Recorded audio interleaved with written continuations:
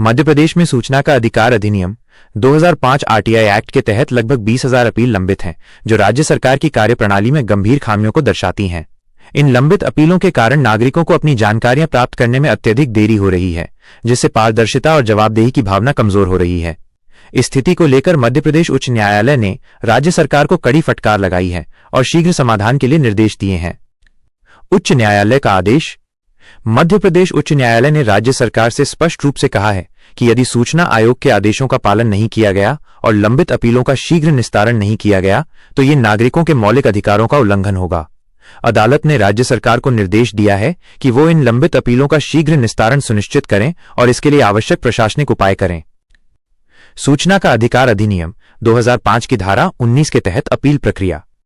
सूचना का अधिकार अधिनियम 2005 की धारा 19 के तहत 2 स्तरों पर अपील की जा सकती है। 1. प्रथम अपील, फर्स्ट अपील।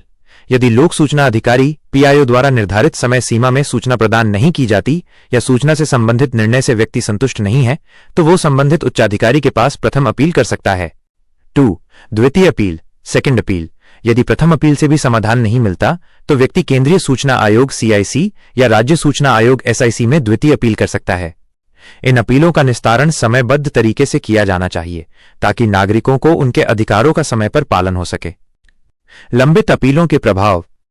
लंबित अपीलों के कारण नागरिकों को उनकी जानकारियां प्राप्त करने में अत्यधिक देरी हो रही है, जिससे पारदर्शिता और जवाबदेही की भावना कमजोर हो रही है।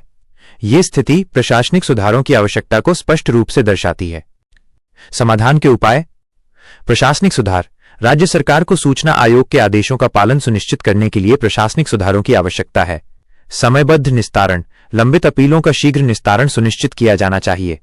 जवाबदेही। सूचना अधिकारियों की जवाबदेही सुनिश्चित की जानी चाहिए ताकि वे अपने कर्तव्यों का पालन करें। अगर जानकारी अच्छी लगी हो तो कृपया YouTube चैनल RTI ऑनलाइन को सब्सक्राइब करें।